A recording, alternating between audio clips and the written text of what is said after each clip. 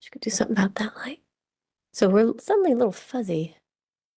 Oh, and we are live on Facebook. So if you come and see over here, it's a little fuzzy on the screen.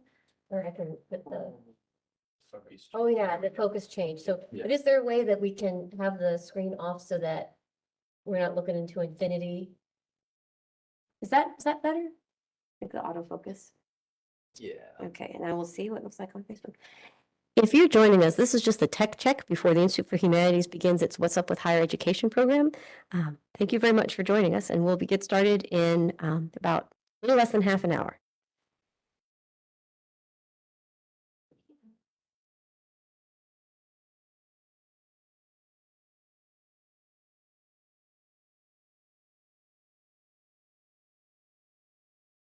Oh, here we are. And Eric, you could say something just Sure. where you're sitting, just so we can Absolutely. make sure that that microphone Does goes this across. sound like it is working well? I know. Yep. Cool. Yeah, sounds good. Awesome. So is that volume high enough?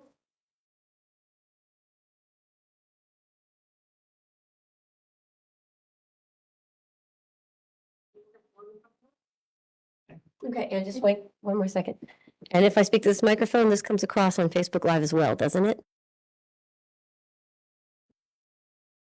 Okay, and just wait one more second. And if I speak to this microphone, this comes across on Facebook Live as well, doesn't it? It does now, doesn't it? Yeah, all right, great. If I could bring that down a little bit, I can. Yeah, you know, this comes across on Facebook Live as well, doesn't it? It does now, doesn't it? Yeah, all right, great. Well, Bring that down a little bit. yeah, I probably can. bring it down a little bit. Yeah, you know, okay, great. Thank you. Okay, so I'm going to just let Sam know that we're live and or that we're here. So we're live now. So we can continue to chat and hang out, have a good time. But or we can, yeah, we can do it right here and tell everyone about our car and dog story. Or we can wander off for a little bit, probably and talk about what's really going on. Yeah, and I'll get Sam with my eye on the sky to monitor things. So thank you all very much. And then we'll be done around, I guess, 4. Will you just come on back up or you wanna stay for the program? Talk about what's up with higher education these days? You could follow us on the live stream. And then if you see something terrible go on the live stream, you can come running up. Yeah, the live stream just died. What happened? Oh, rescue us. Okay, Cool. great, thank you. No problem. Massive numbers. Wow.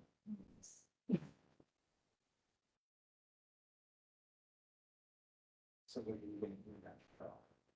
Oh, next week. My hair on the screen.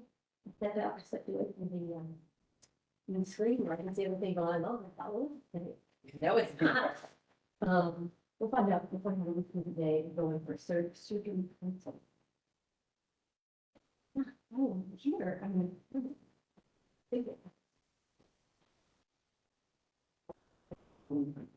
The power of that.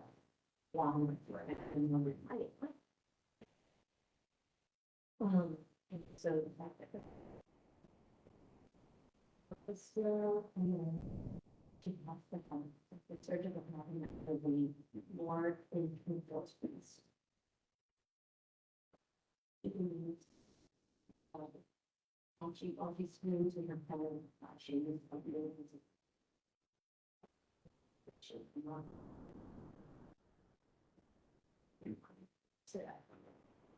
She'll bring the ball. You work on that. I think we having things very often as it. She's a little bit, she's a little bit.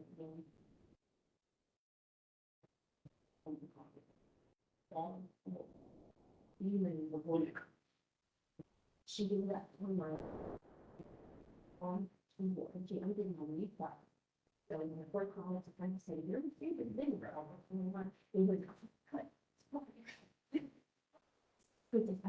Then I had to do like baby talk, I kind of. Oh my God, the theater, so really. And we thought we could all their meat buttons back in, just like, and getting there, I'm doing this like.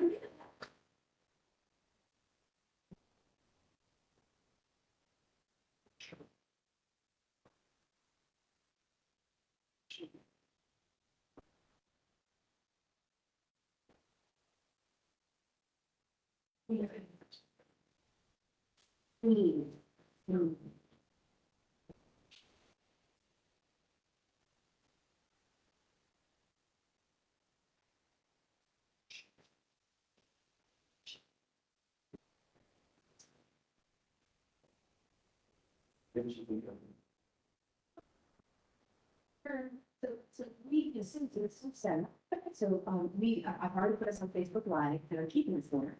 The last time we got going on Facebook Live, but it's also, it's again, it's sent off into the program. And then it was like 3 minutes to go time, it's like, Facebook Live, and it was like, your error, system over. So we're on, and we're just staying. So you and Eric are gonna be, you're on, as I close to podium, at the table. Okay. And then, just the microphone pick up your voices and put them online. So you don't realize hold the microphone or being or anything, that's just his job. Cool. I'll be at the podium and or to read.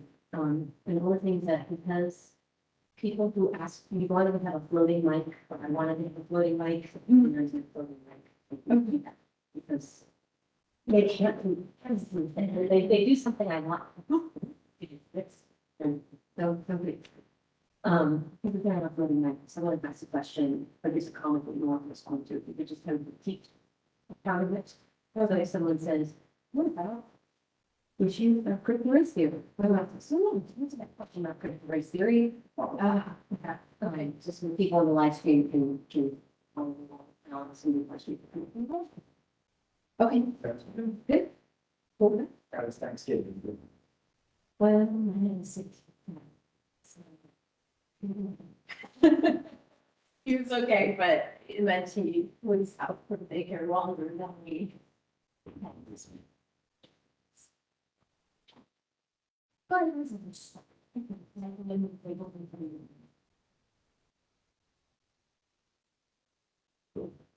Said we do 17. additional parts. Okay. So it's just a minute. One. So it's, Yeah. so after the. That's Jackson. That's great on. Get grandma here. So this is the third time we've done this. In April, the worst part of my Thanksgiving, we're finding them.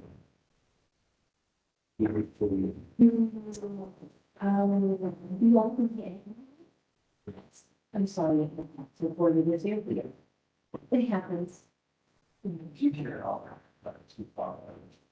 When you get that, that's how. Oh my gosh. Very first, was just spectacular. It was chilly, but, so 6 years ago. And it's still a big deal. And it's when you touchdown. To kind of woman, with the guy who. Yeah. Touchdown, that's a real good name.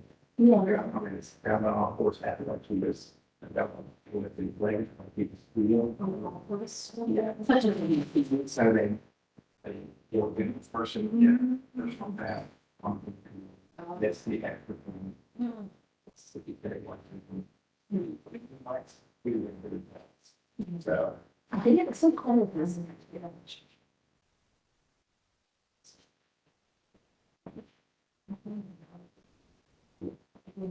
too many. See if we go through the different.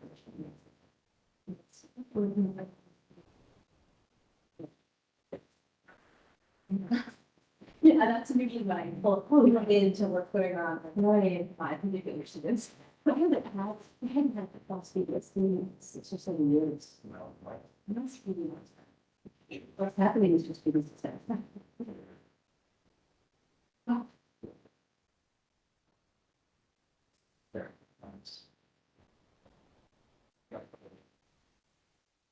see. So. I'm sure.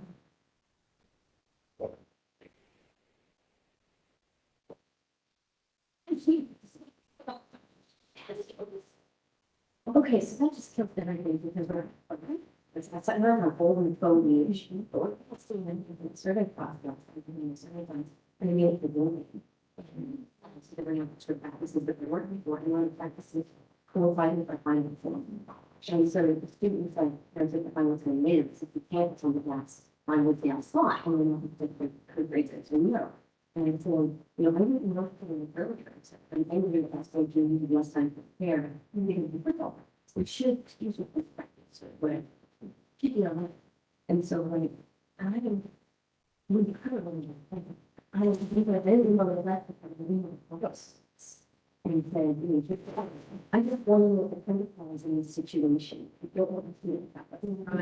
I could say it's very important. Maybe the advice on how students and the things that we practice and this thing. He doesn't understand what's going on, understand what's going on. And so then they quickly come back to the final things. I know, I was just surprised and impressed. I was just like, well, I was tired. That was a very short lived. Yeah. Well, I also want that. Like I would hope it wasn't. If he was very penalized, or if he would end up playing anything, well, I know, but, they're all stars.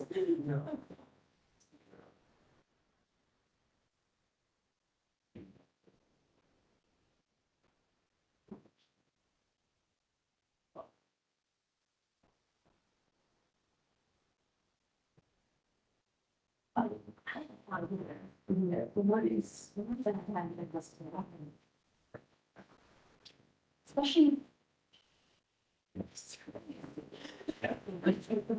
The non-Olympic sports, students here, yeah, swimming, yeah, they are ready for that. I have.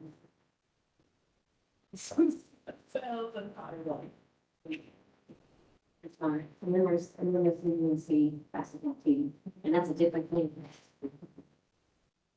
I'm sure we do this.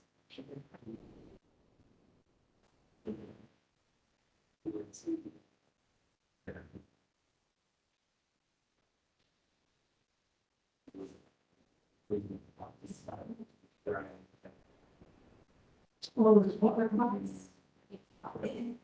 Yes. Mhm. Well, they turn in like a paper that has something in it, and it's a. I can't remember when I was there, but I'm like, I'm sure I should have field day. I have either it's the one that. And they were talking about. I gave him a paper from a basketball student. To help with the bill. Yes, come on, these are our. Because of football, we're chatting, we got set up early, so we're here chatting away. Something to like, did you say you needed to? Yeah, if you want to just make yourselves comfortable, so just so you know, we passed the camera, so we're now on Facebook Live. Yeah, and the microphones are not picking up everything I'm saying and everything that you're gonna say. But yeah, if you want to sit and make yourself comfortable, I can take your coat.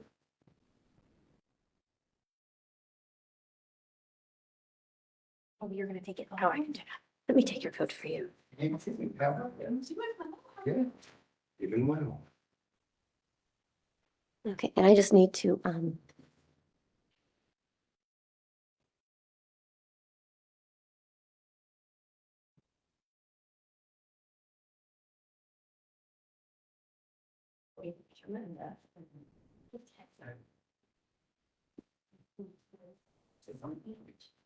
no, I don't have that.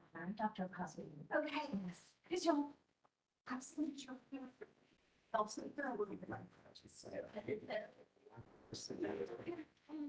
No, that's quite all right. That's quite all right. There's called health promotion. Oh, great. Well, this is where I'm really has a lot of different program then. That's great. I'm just sorry. I need to get my eye and sky. Yes.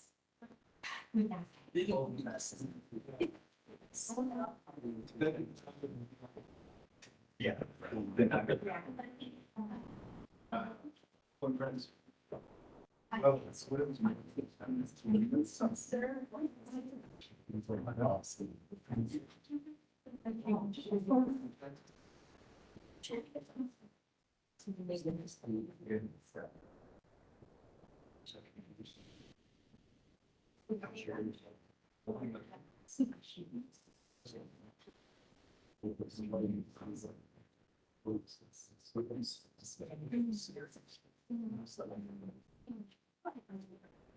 Thanks for sharing.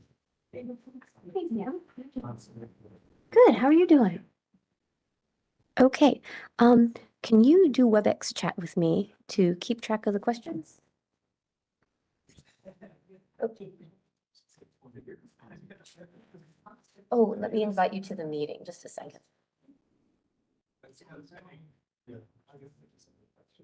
Can you remind me of your?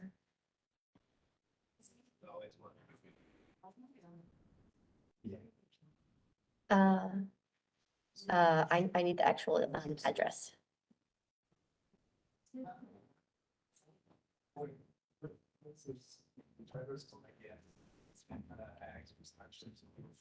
I think that's right. Are you on Facebook Live?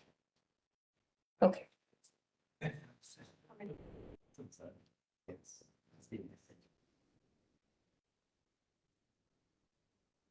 Yeah, could you send me a WebEx message just to make sure it's good? Once you get onto the meeting?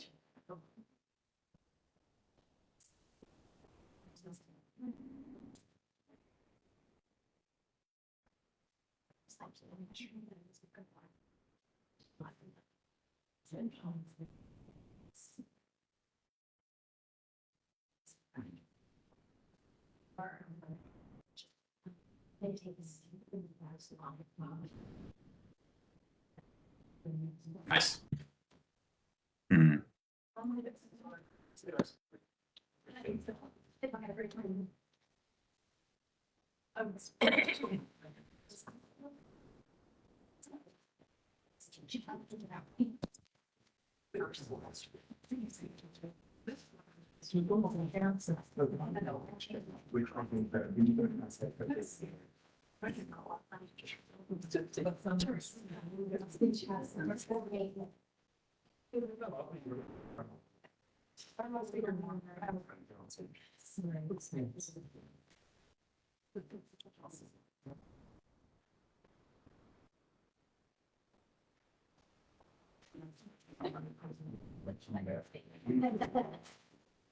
Sure.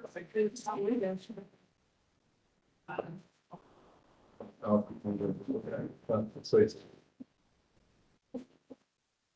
Who wants to do that?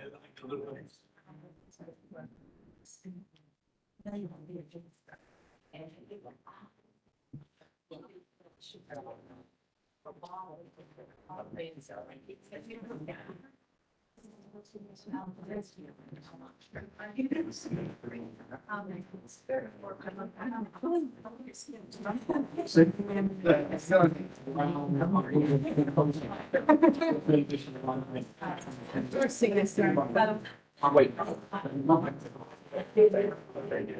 How you doing?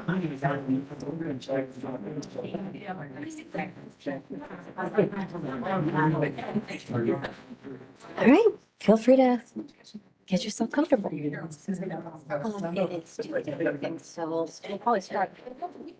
Right now. It's almost. Smart, so that sounds. Just continue. It's speed. That's what, what tone of style usually 5:50. Okay. You're not gonna do something.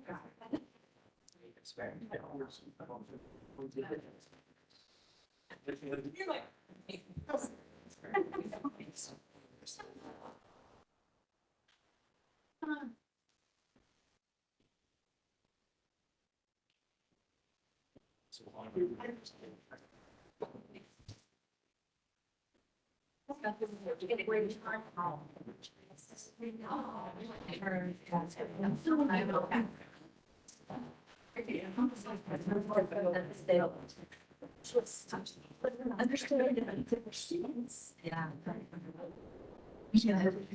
No, and I was like, told her. Hey, Tom. Really well, we need to. So worth it. It's really like, it's been rough. So you don't have figured it out. Right.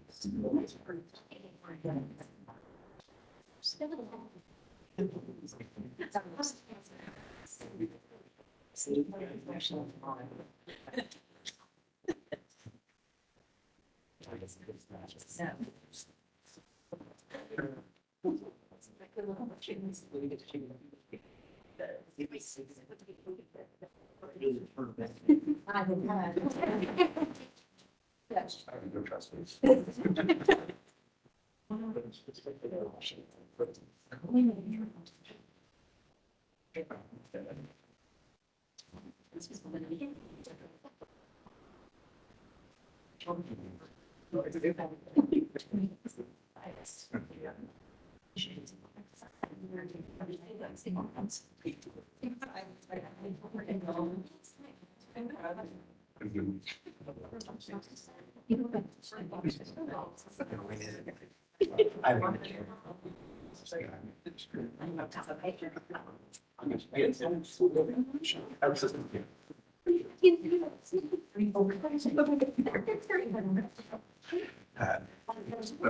And I was all, yeah. So maybe that's not okay. Maybe we're using it.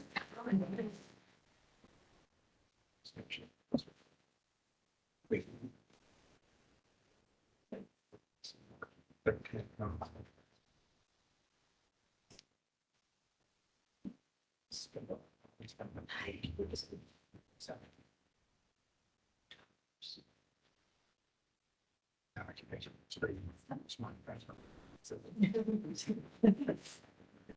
The front row is safe. Yeah,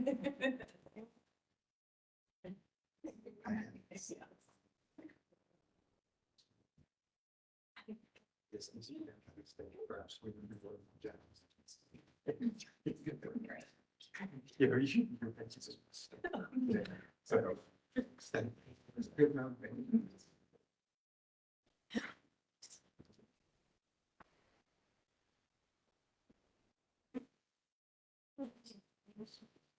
So we're almost in, we'll give us another minute or so, but like, folks will come in. These folks are still, they're finding it, I think. Okay. Okay. Freshman. Oh, didn't you? Do you? Yes, I do. Oh, my goodness, I do. Yeah, I bet you need that. Oh, I'm sorry, but you do that. So we can get you a comment. I got questions.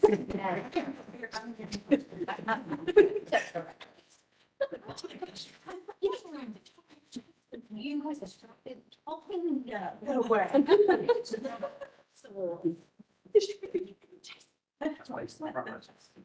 This is what punishment. I mean, it's a straight baskets.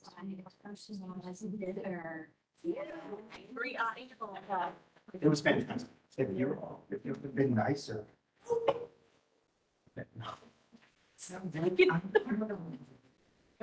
It was spring of 21. That's exactly right. We were there spring of 21. So we were meeting them first. Yeah, crazy. We still have the numbers. Yeah, in spacing. Whatever, you can read it, man. You should. Never read it. We weren't invited, so they.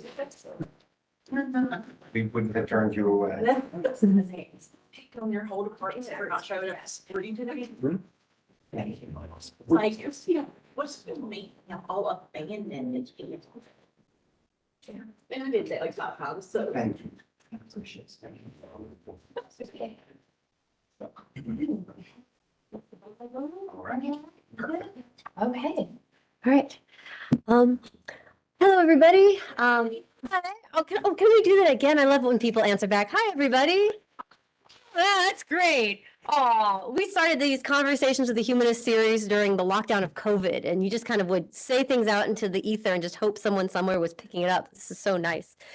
So thank you all for attending today. My name is Dr. Julia Osman. I'm the director of the Institute for the Humanities. I'm thrilled to welcome you to this program called What's Up with Higher Education. This is something that I feel like we've all been talking about at the bar, at the bus stop, you know, in the corners of our department, he's crying on the phone with our moms. And so I figured that maybe it would be helpful for us to have, you know, kind of convene an official conversation about it with the help of people who know things about higher education and not just all of us reading the news and panicking. So before we get started, though, I just want to say a few thank yous because this seems like a simple event, but it's not. So first of all, I'd like to thank Karen Brown, Sarah Nichols, and Kelly Anthony, who did the publicity for this program. I would like to thank the Dean's Office, who said, go ahead and talk about these things when I told Dr. Rick Travis what the Institute for Humanities had up its sleeve for this program. I would like to thank James and Josh, who do the tech here for the library and set up everything so that we could live stream this program. And I don't do tech. So I'm very appreciative for them. This program is live streamed, by the way, so we're going to open things up for conversation at some point. But people out there can hear the things going on in this room, just so you know. I also like to thank, of course, Ann Marshall and Hannah and Linda of the Grant Library, who allowed us to use this space and set things up so nicely for us. So thank y'all for that. And so finally, I'd like to thank Sam Kielhofer, who's my eye in the sky, so to speak. He is manning the live stream. So those of you who are joining us remotely, if you have a comment or question that you would like to be part of this conversation, please just put that comment or question in the comment section underneath the video that you're watching, and we'll be sure to incorporate it into what we're talking about. So without further ado, I'm just going to give a short introduction, introduce our panelists, and ask them a few questions, and then open things up to the audience. So as I'm sure you all are aware, many of us in higher education or who value higher education have become deeply concerned at recent events and remarks that are seeking to end academic freedom and reduce educational opportunities in this country, such as the recent gutting of New College in Florida and West Virginia University, which is the Mississippi State of West Virginia, not to mention our own state auditor's remarks that advanced education and humanities degrees contribute to the brain drain of Mississippi. So joining me today to discuss these issues are Dr. Eric Moyen and Dr. Lee Soares. Dr. Moyen has written 3 books on the history of higher education in this country, and he currently serves in the Office of Student Success. Dr. Soares is an expert on higher education in the 19th century. She's an assistant professor in the history department, and she focuses especially on the 19th century in HBCUs. She also currently serves on the Committee of Academic Freedom for the Organization of American Historians. So we have here 2 historians who not only are in the thick of it with us, but also might have a sense of perspective and maybe a bit of the longer view to help us contextualize everything that we see going on today. So I'll just start with a few questions and we'll open it up. So Dr. Moyen and Dr. Soares, what kinds of challenges are you seeing to higher education at this point in time? Okay. Well, first of all, thank you. I'm glad you're all here and this important conversation. And I think the biggest challenge are some of the ones you mentioned in your introduction, Julia.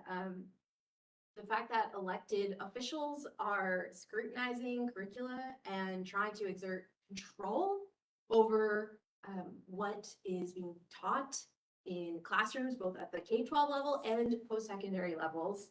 And as Julia mentioned, I am a historian of African American history, and so I find it particularly alarming to see government officials trying to control what we can teach or what students can learn about topics like race, gender, power.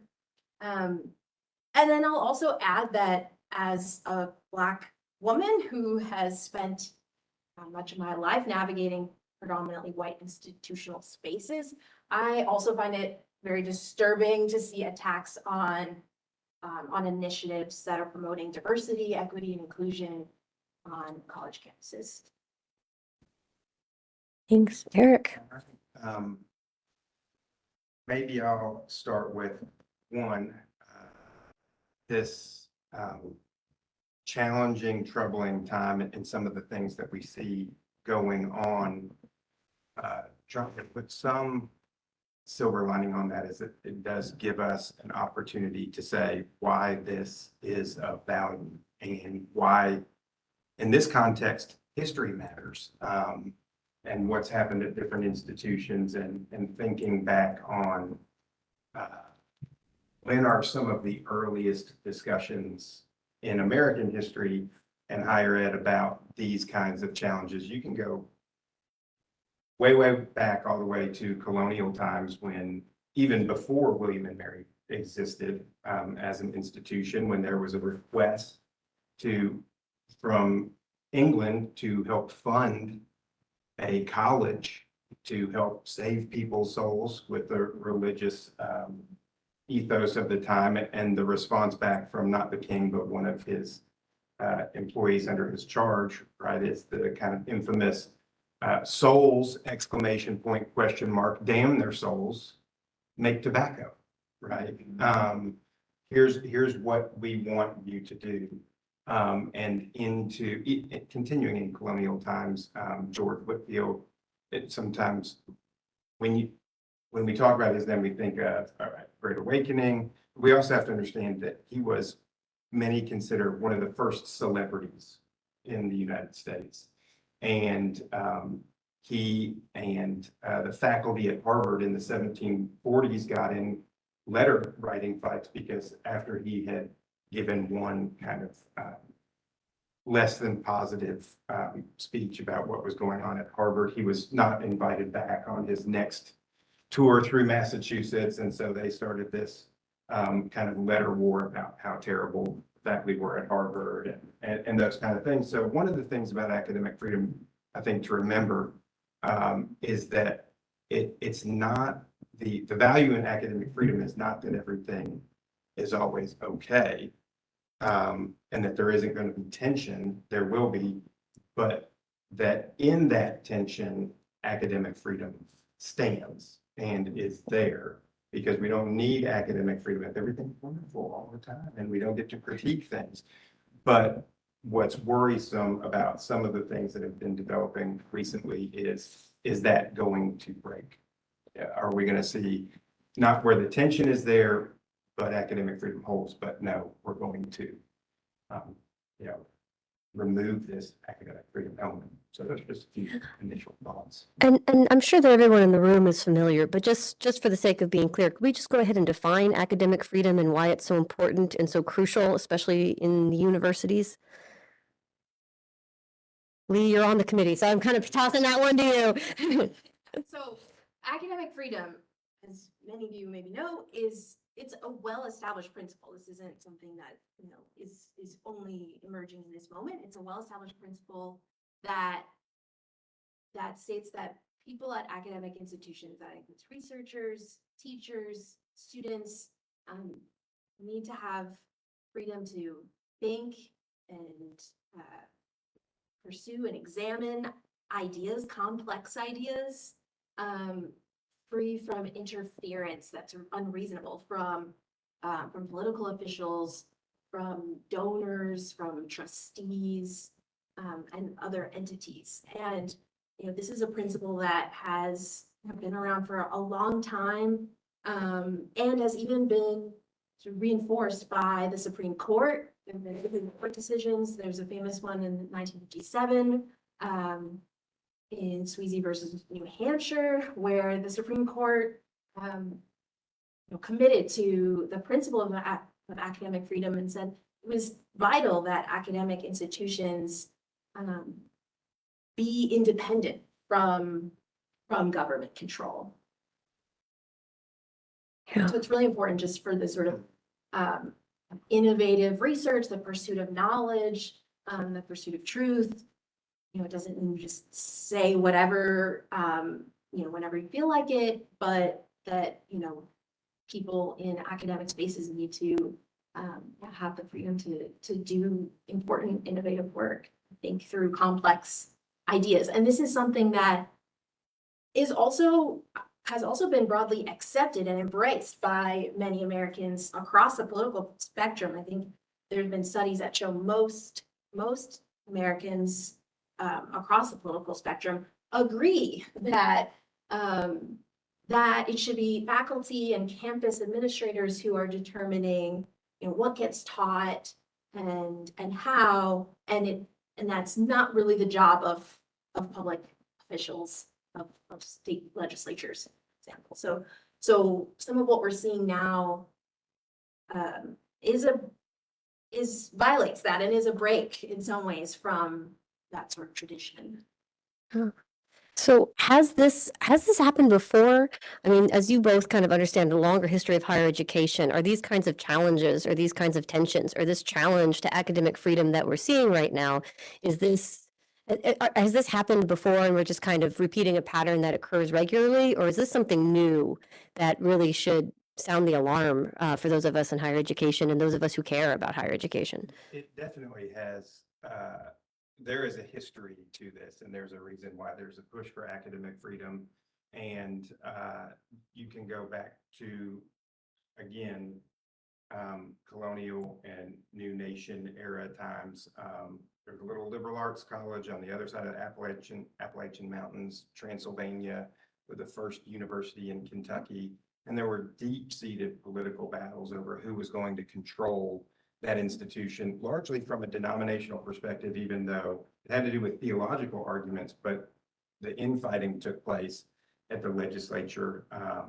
The AAUP was founded after the removal of faculty members from the University of Utah. That's 1915.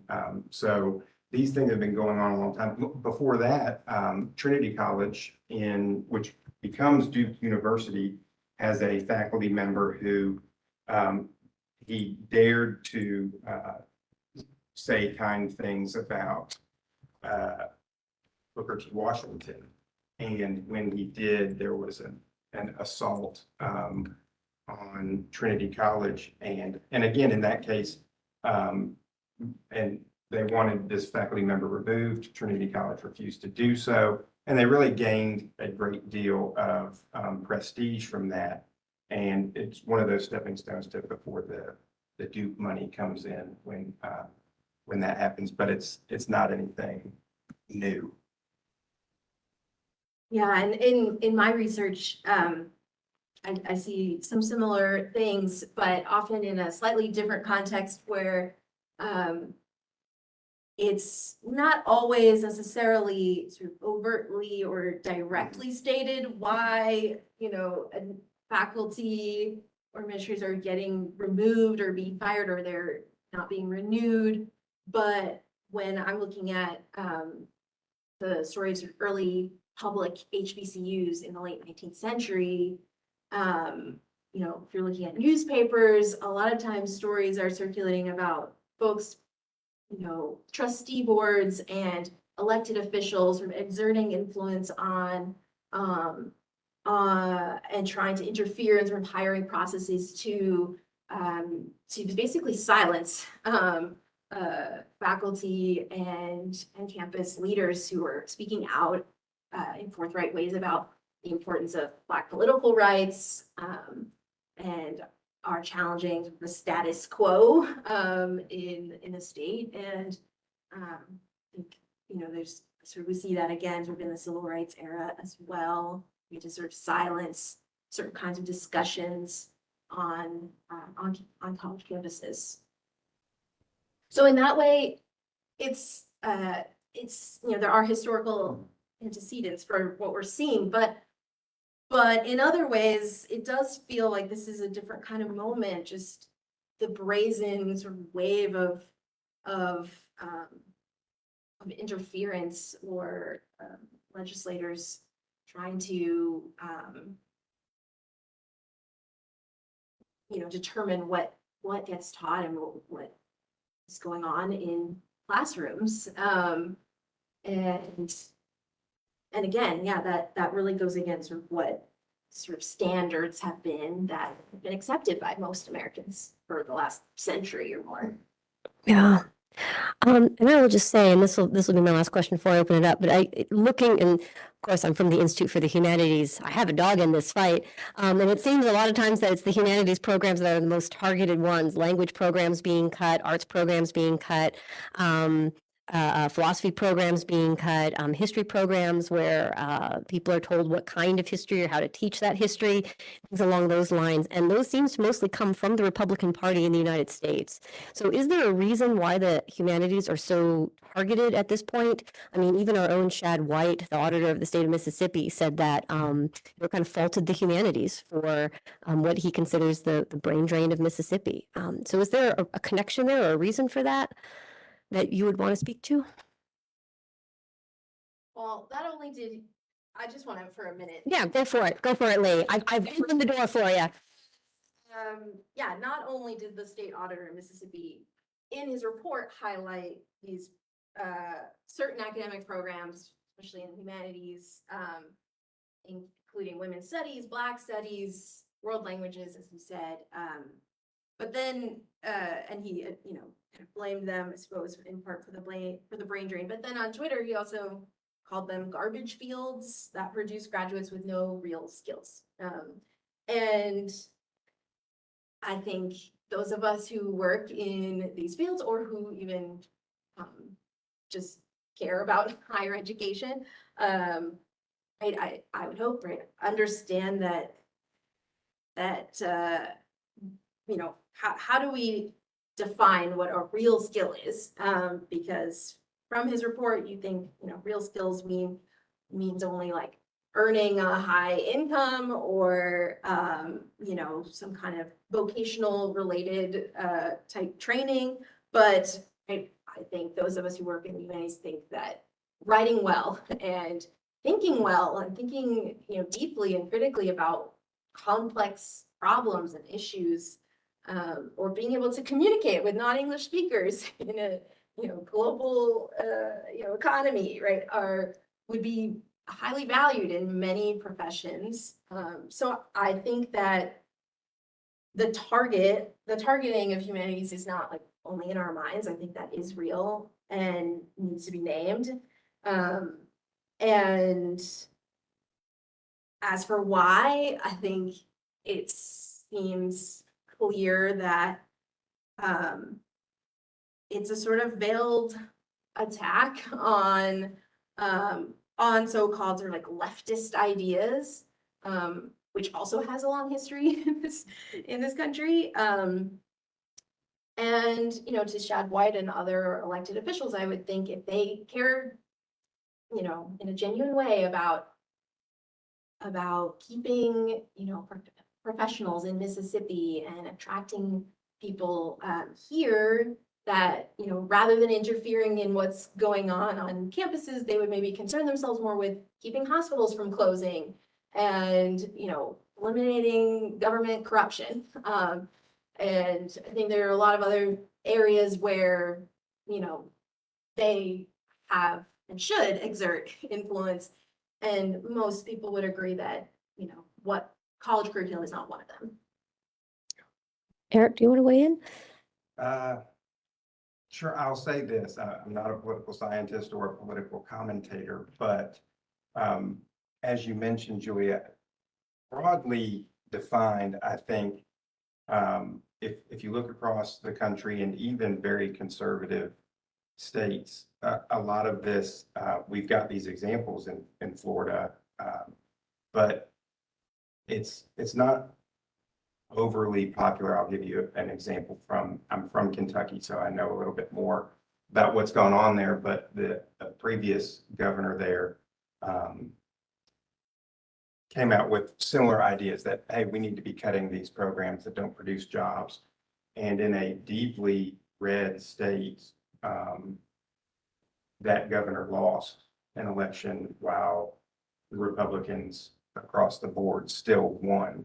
So I think that there is a lot of support for that across the for academic freedom across the political spectrum. It's easy to focus on the instances where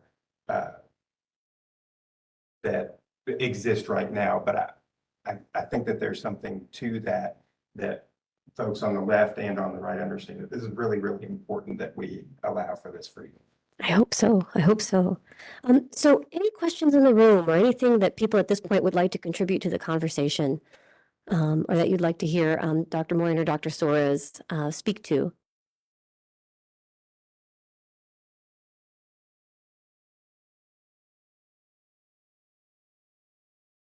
I got plenty of questions. I got plenty of questions, so I can keep going. Go ahead, Don.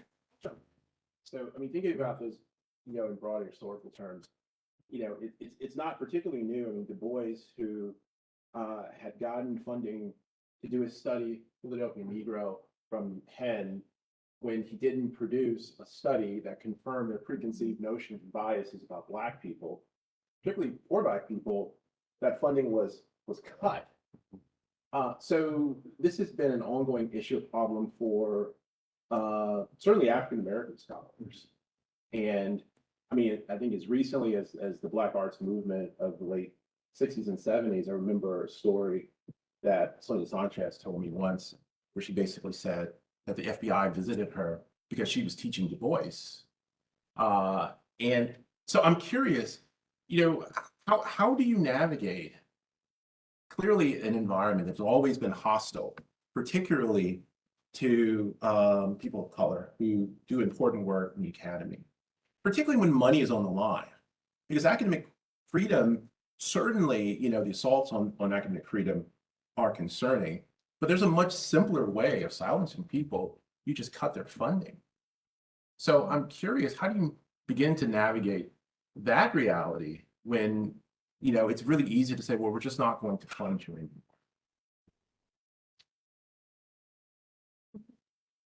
That is correct. And this is a challenge. And a lot of these issues that we're talking about, some of the differences in historic examples that I've given are the difference between public and private. And we have examples of opposite, like in the Dartmouth v. Woodward case in 1819, when there was an attempted state takeover of Dartmouth, and the court case was, can they keep their charter and remain a private institution, but there aren't state funds attached to that. It's remaining independent as opposed to pulling the funding. And that's a very important piece of this puzzle for sure.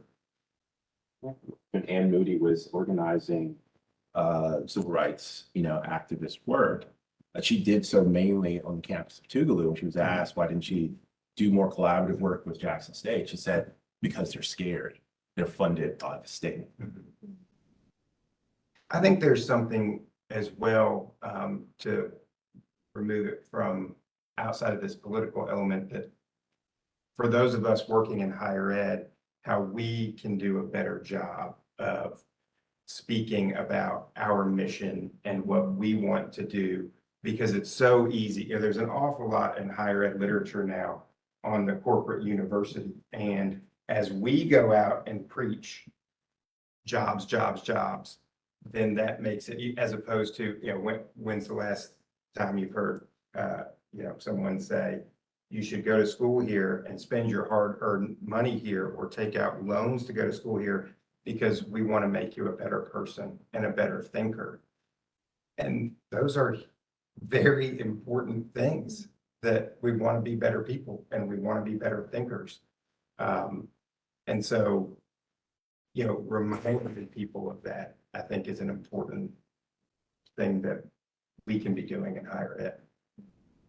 I have a slightly different perspective, just because the two of you are kind of maybe wearing your administrator hats a little bit and, you know, your question about how we navigate, you know, these hostile like environments, especially when funding is on the line, I think is important. But for those of us who are, you know, maybe not administrators, I think sometimes, just continuing to do the work we believe in, I think is really important. And, you know, so I'm glad I'm not the one having to think about program funding getting cut or something like that. But in the meantime, you know, I think that those of us who are not in that position have an important role to play, both, you know, in the you know, scholarship that we're pursuing, the courses we design, the way we, you know, work with students and colleagues, and you know, so I think that there are if we spend all our time thinking about sort of worrying about the political ramifications, it might paralyze us and keep us from actually doing this vital work. Of what you're both saying, it sounds as though a lot of this has plenty of historical precedents. There's always been this kind of struggle over academic freedom. And but you've also been talking about sort of this as being a particular moment of crisis or a particular form of a crisis. I mean, how long would you say has this kind of particular moment of crisis? Oh, sorry. I mean,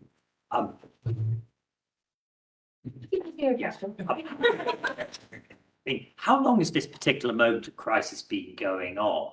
And what's kind of distinctive about it? I mean, why are we talking about a moment of crisis now rather than just an everlasting situation? Sorry, can you? Sure. Yeah, So, it's good to repeat it anyway for the live stream folks. so we've established that this isn't new, but what's particularly different may be about our current situation.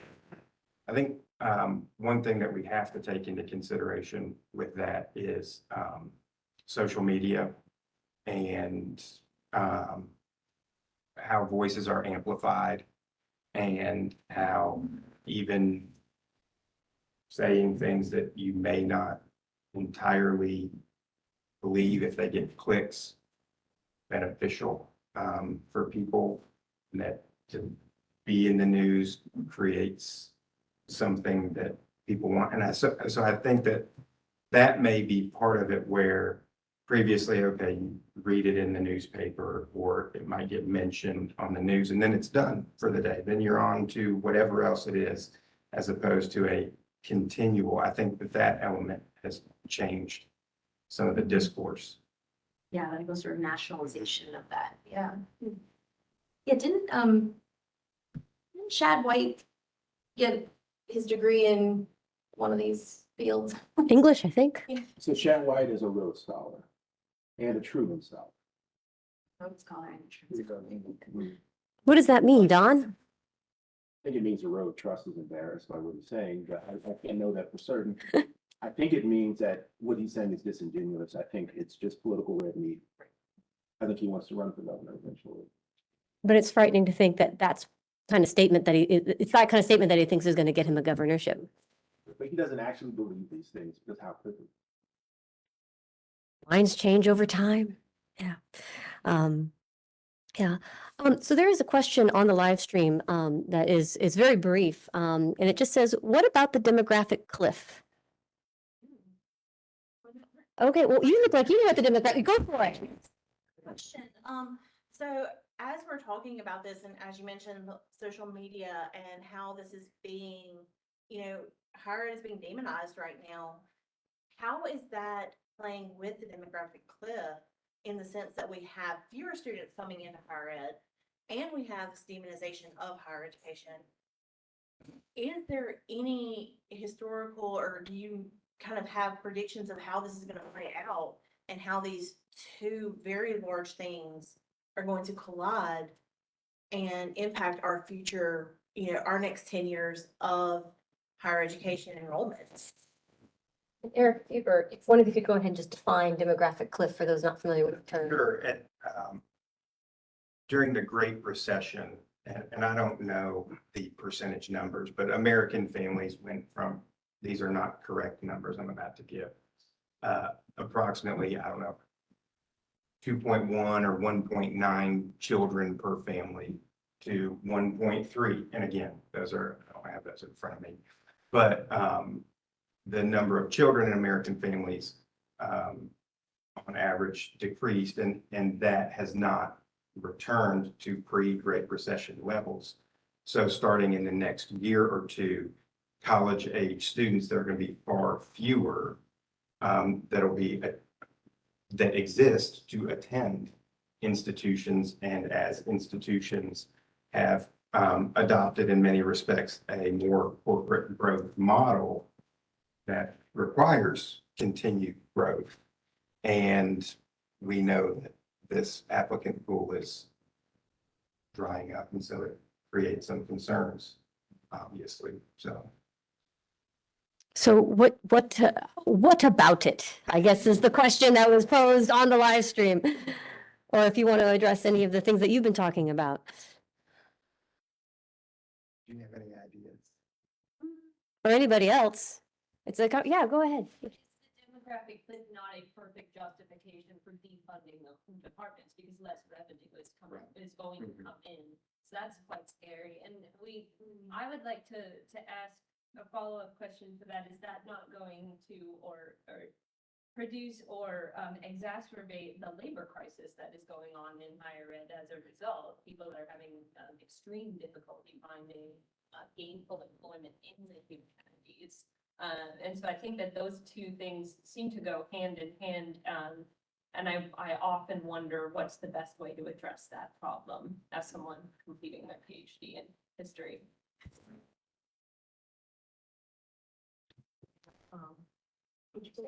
That increases. What was the first thing? What did you say? You said admit students faster. I mean, the whole deal is that there are less students eligible to go to college because less exists. Then how do you get the most out of what is there? And that is not an applicant problem, that's a institutional problem. So how do you squeeze more out of what your applicants are? So instead of being, the roles have reversed. And so we're all going after the same people with less people to pick from. So how do you create greater yield off of the applicant pool that you are getting? And that requires us to look at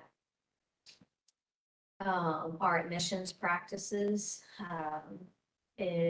especially at the graduate level, that's completely decentralized versus at the undergrad level. And ultimately, in 4 years, well, after the cliff hits or really hits, and 4 years later, it's going to hit the graduate school. And so graduate schools need not ignore this cliff because it's focused on undergraduates, because it will ultimately affect us in graduate school. And so what do we do about that? And how do we attract more students? And with the ones we do attract, how do we get more to enroll? A lot of people focus on admissions numbers. Oh, the numbers are up. You've admitted more students, or the applicants up. That's great. But none of that matters if they weren't enrolled. And so how do you bridge the gap between an admitted student and an enrolled student? And so there's some work to be done there. And an interesting challenge in this recruiting and retaining students that Julia and I discussed in our very first meeting. I like to, some of the people in here who know me, think less about what's going on right now. And I guess that's why I do history. And what are these deeper philosophical issues? And we had discussed these early European models in higher ed, where in Italy, the initial universities like Bologna and others were student groups that ran these very small colleges, that they recruited faculty, and they paid faculty and they set the rules for the faculty versus the Parisian and then continental Europe and to include the UK as well, which adopted the guild model, which was a group of faculty getting together and opening up shop, and not to denigrate the Italian universities because they have a wonderful history and do great things. But the model of a faculty guild has been far more successful, and we aren't about to have, well, I shouldn't say we aren't, I'm not interest either, but it doesn't look like we're gonna say, oh, students, you're gonna open up your own universities, but there is this growing consumer culture.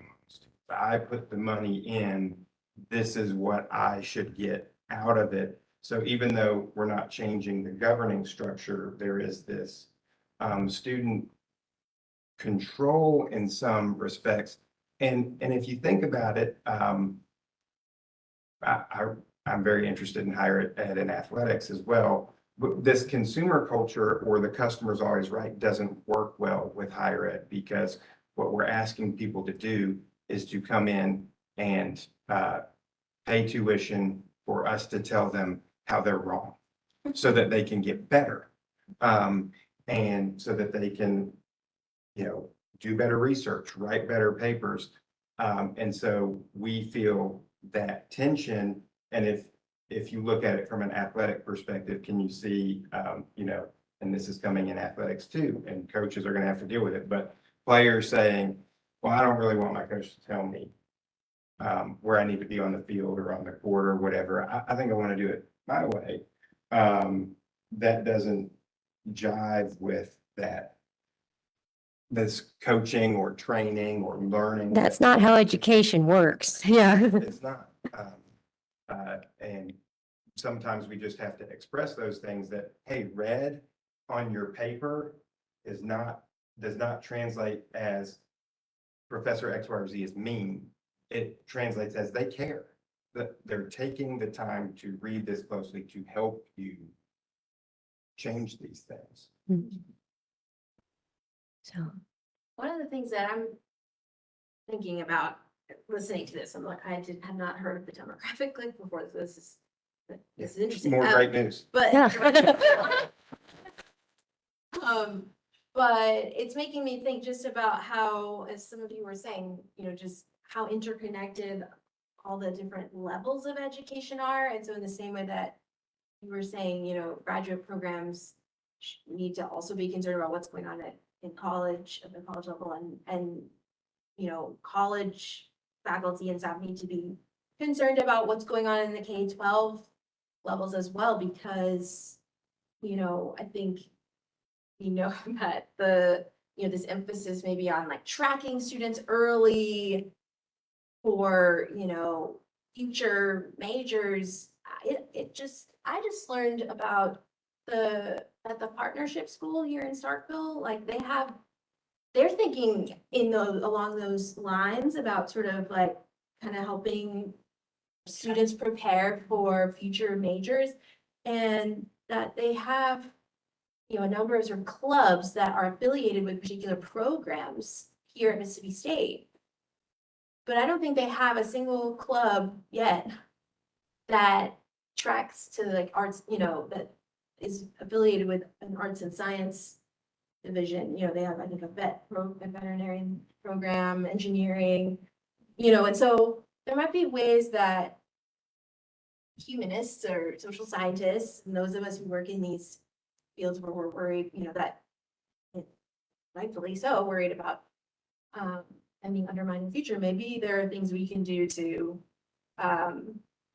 like you were saying, Eric, do a better job communicating, reaching students maybe even earlier about why the skills that we do teach, are important, and not just the skills, but also, the skills, but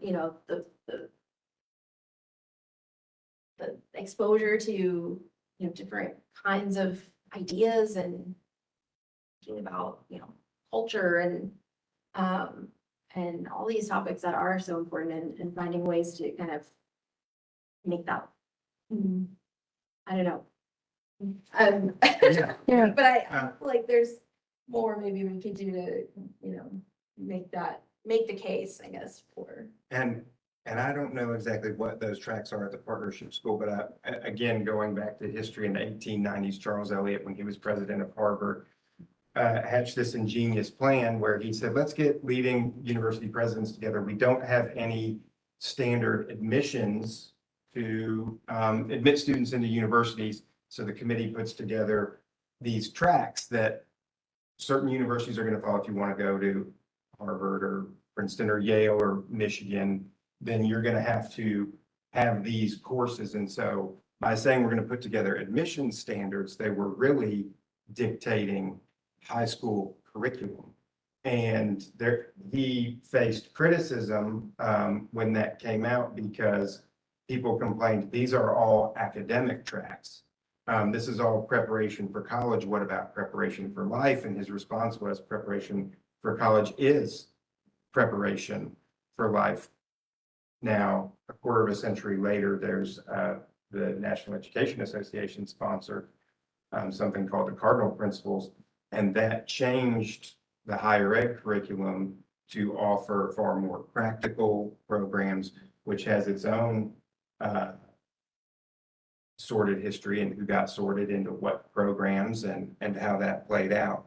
So those things all exist. And in higher ed, I think what that creates for us is this dilemma over, in some ways, what we could couch as mass versus elitism. And how do we provide these opportunities that wealthy people have to the larger population? And at the same time, understand that it's okay if other people don't want that.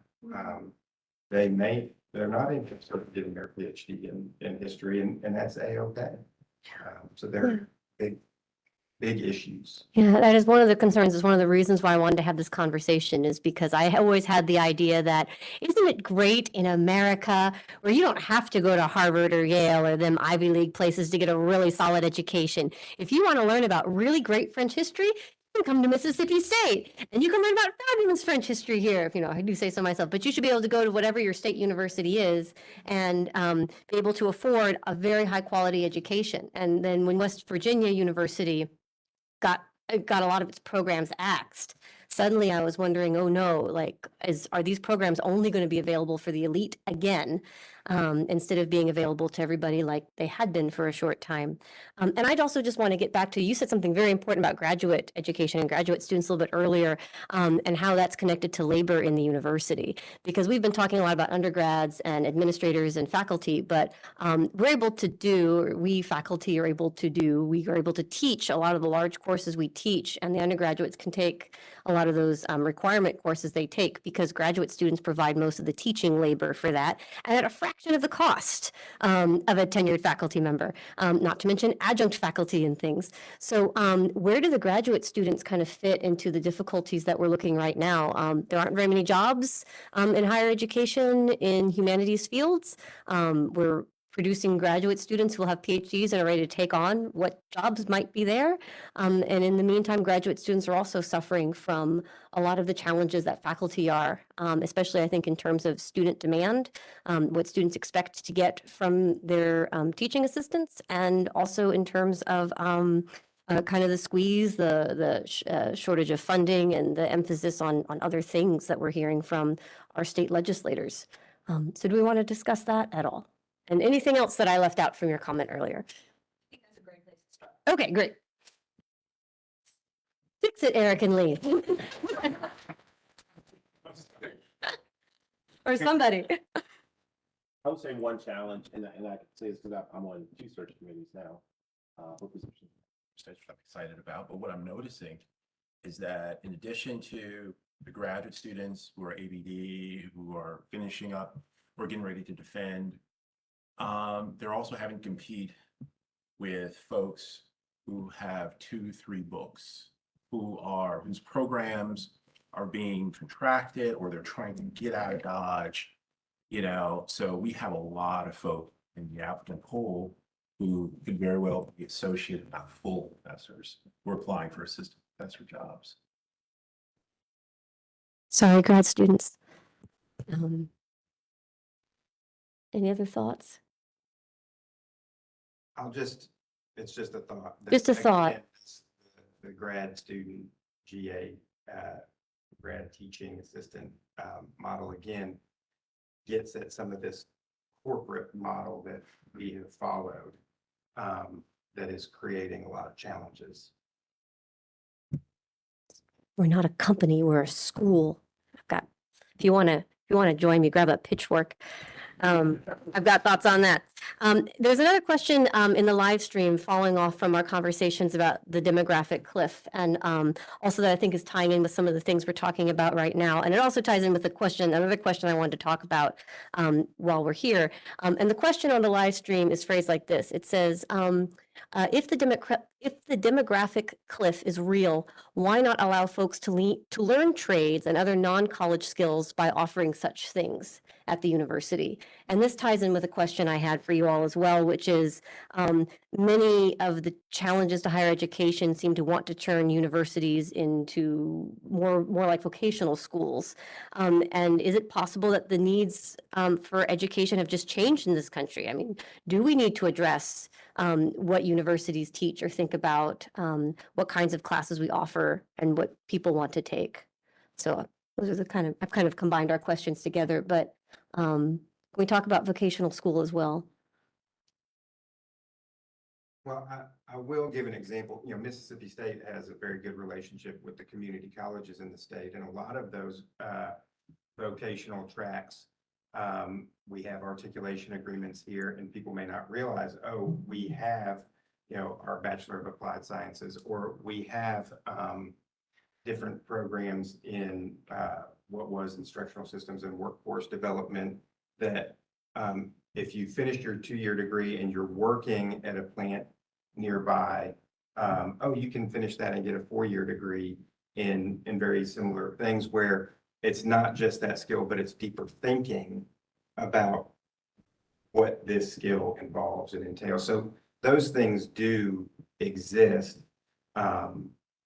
Sometimes they're advertised and other times people don't realize those programs are there. Yeah, the question about what is higher education for and who is it for, is definitely one that's not new, that's very old, and I think there might be some, I don't know, maybe some lessons from the 19th century, because for a lot of the 19th century, this idea of sort of collegiate classical training, it was really reserved for elite Americans, and it was kind of more of a mark of respectability. And then, academic leaders trying to stave off like decline of higher education, because folks could, have successful business careers in the city without a college degree, or you see a lot, so many 19th century like lawyers or people practicing law who you didn't have to have, a formal degree in that. And so people could, didn't need college education. And obviously a lot of people didn't have access to higher education. And you see, campus leaders really wrestling with, okay, how can we transform, higher education or think differently about it? And so you start to see more greater diversity of the kinds of higher ed institutions that start to proliferate, like, teachers' colleges, state normal schools, for instance, or HBCUs or land grant universities, right, like Mississippi State, which, right, a lot of times when people think about, maybe if they know anything about the land grant universities, they might think about sort of agriculture and mechanical, but the greater principle underlying it was really about extending higher education to, working class people, working class Americans, and really bringing, yes, some of the, acknowledging the realities of the type of labor that many Americans were engaged in at the time, but trying to, bring in these sort of modern sort of scientific modes of inquiry and trying to make a union between hand and mind and heart, right? Like these, and so I think there's space in the educational landscape, and still today we see that for different, a wide variety of types of higher educational institutions. And I think that variety is important if we're wanting to extend the access of higher ed to as many people as possible. So, I don't necessarily think I think it's good and needed for university officials at different institutions to be having these conversations and really thinking about, how they can make the case for their institution, what the needs of like their, student population are. The biggest thing is that those conversations shouldn't be influenced unduly by elected officials, first of all. And then I think there's room for different kinds of institutions. Mhm. So, Mississippi State's probably not gonna make the same case, and shouldn't, that, Harvard or a small liberal arts college is gonna make. But there's still value, right, in, even if you are gonna come here and be an engineering student or be a veterinarian, wouldn't we ideally want those students to also be able to, think ethically or be exposed to, history or politics or other kinds of, courses and ideas. Have different problem solving skills. Yes. And things like that, be able to read quickly, be able to communicate efficiently and persuasively. Yes. And I'll just also add, if I can, that we also don't just need to think about 18-year-olds. There are all different kinds of students. And one thing I think we're seeing more and more is people who began their careers in one particular branch of study and then realized, say, after being a COVID nurse for several years, that they might want to do something else and that they want to come back to school and learn or study something else. And I think we have a university system right now that's really geared towards getting those people fresh out of high school, when there are lots of people who want to come back and have that university experience, take those kinds of classes, have those kinds of thoughts, get those kinds of skill sets, but who, have children and have a job or a part-time job or need help covering tuition or need a longer period of time to graduate. So I think that's another place where universities could adjust. Yeah, Anne. Past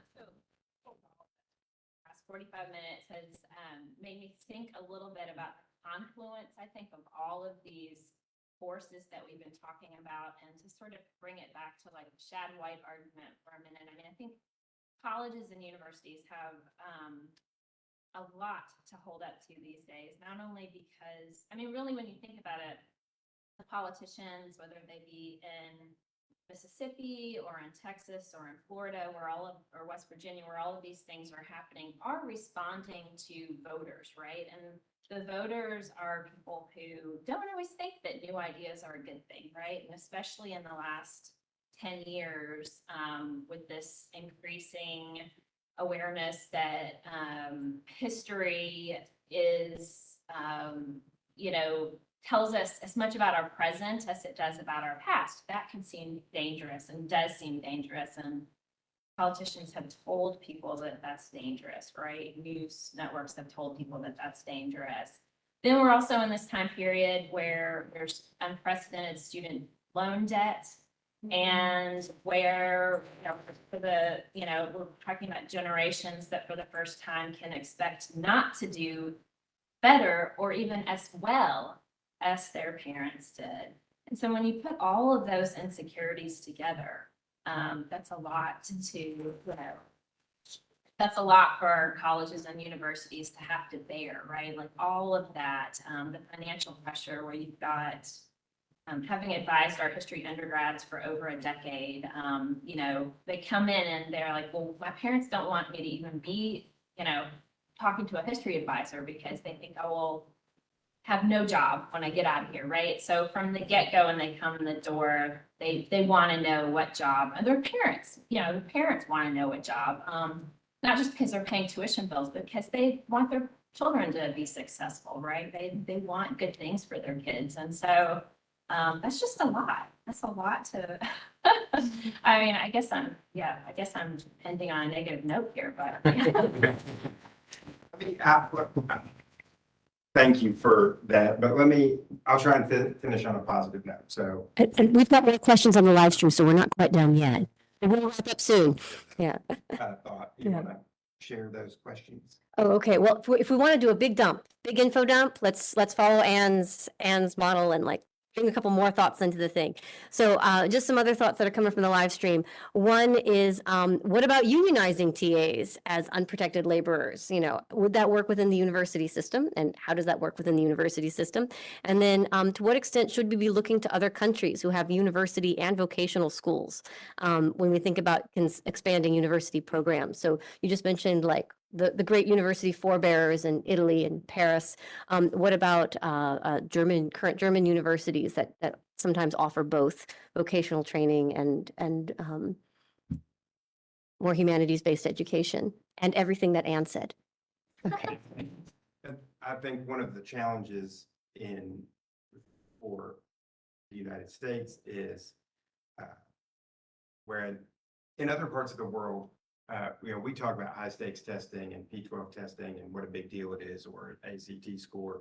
And in other countries, it's a much bigger deal than it is here. What this score is going to do in some countries is going to determine what school you're going to, what field of study you can have, or, and I'm no expert on this, but the little I understand in Europe, what the state might help pay for.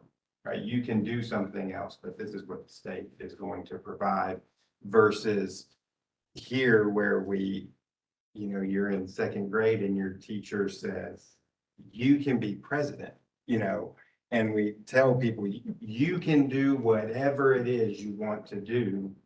And that this idea of a vocational track, when we really could be talking about the value of that, sometimes I think folks in higher ed have been guilty of, or in education in general, have been guilty of suggesting that that is something lesser, even if it's something that people love to do. Where I know an individual who apologized to me. I attended their high school graduation years ago, apologized to me that they were going to community college. Like somehow that would be a disappointment. And this individual did not like high school. Thought it was kind of like a prison. He was not getting to take the classes that he wanted, and he has an excellent job and a family. And so sometimes we kind of suggest that, oh, this is a lesser. And in some instances, you have to take the individual into account with that, because in some instances, it certainly isn't. It may be exactly what they want to do. And then in other instances, it may not be what they want to do. So it's really complex. Mm-hmm. Yeah, and I've also just learned before I came here today, I got my hair cut, and I was chatting about this program coming up with the person who cuts my hair, Erin. Hi, Erin. She said she'd be on live stream today. And because, what else do you talk about? It's like, well, Chief is doing a program. What's the program on? Well, let me tell you. And I started talking about the things that we've been discussing just now. And she said, well, we're facing the same problem in cosmetology school. And she said, they want to make it so that you don't have to have a license to practice cosmetology or so haircutting. She says, even from a health standpoint, she says, like, that's a terrible idea. And so there's vocational schools as well fighting to keep their structure and their standards too. I didn't know that either. So like the problem is bigger, the net is wider than we even thought. And I think a lot of times there's a false dichotomy between community colleges and four-year institutions. We know we're all places of higher education.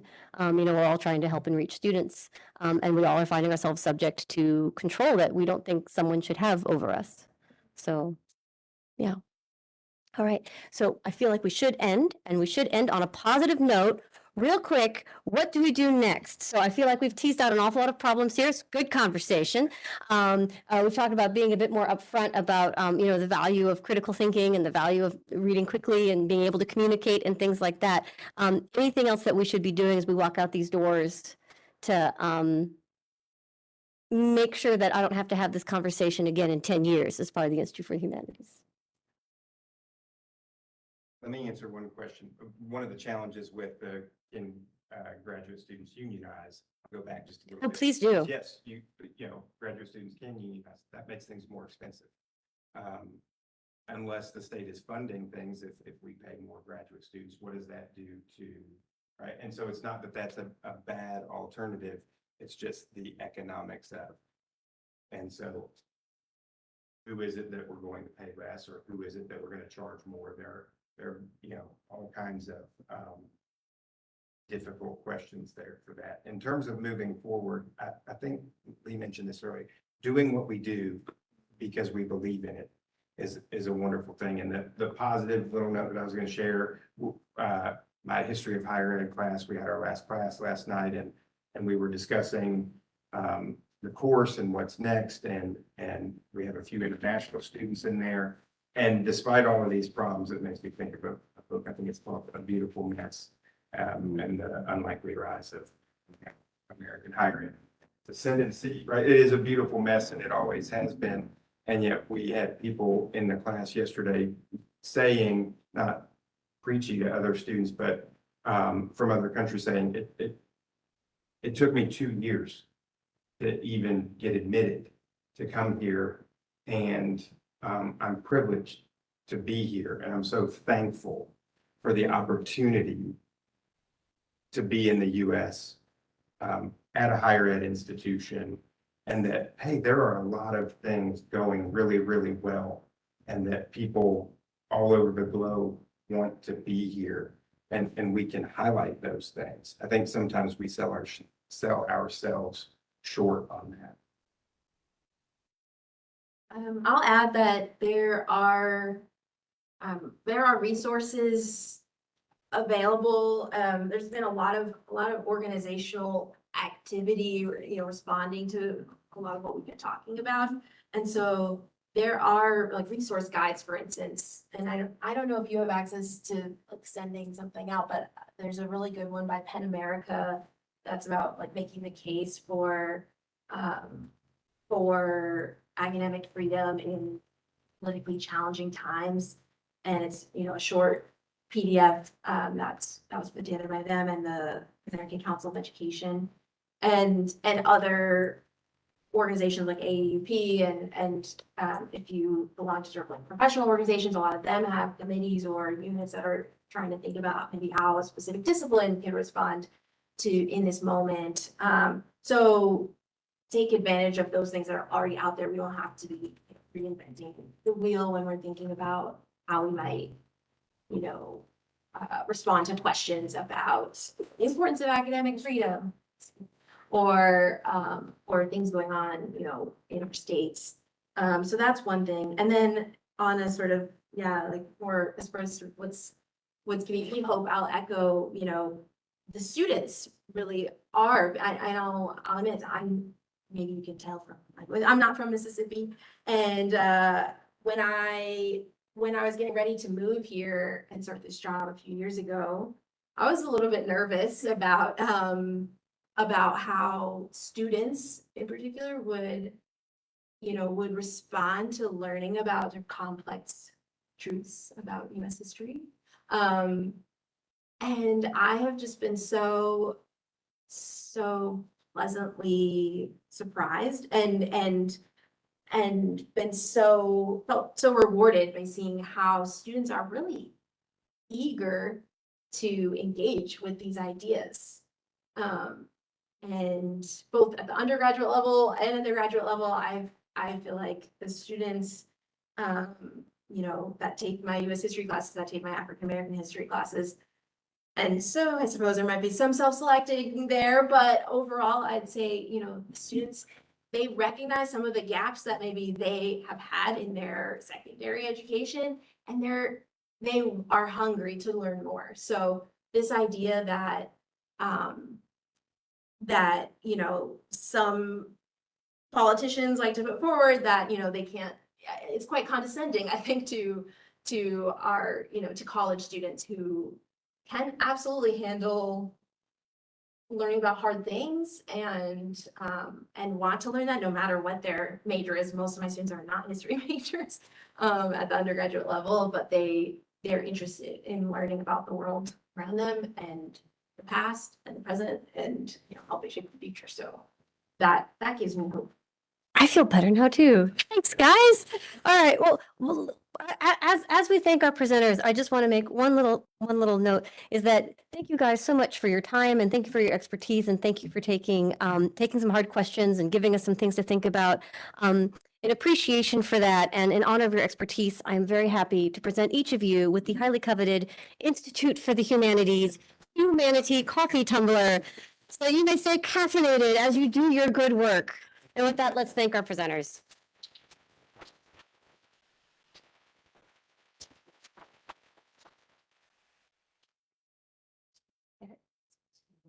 So much.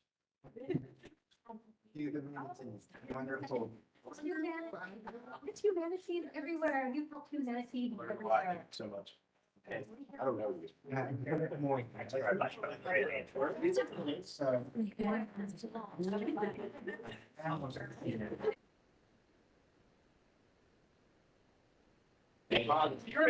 we just kind of what? I think that sometimes I kind of get the feeling that a lot of people kind of encouraging, kind of praising things in a way that sounds very nonsense. So if you actually you just talk about something good and but in fact, you don't think it's just things you mentioned, it's got a slightly more plain man stuff, you might actually I don't know if she get through. I mean, I think people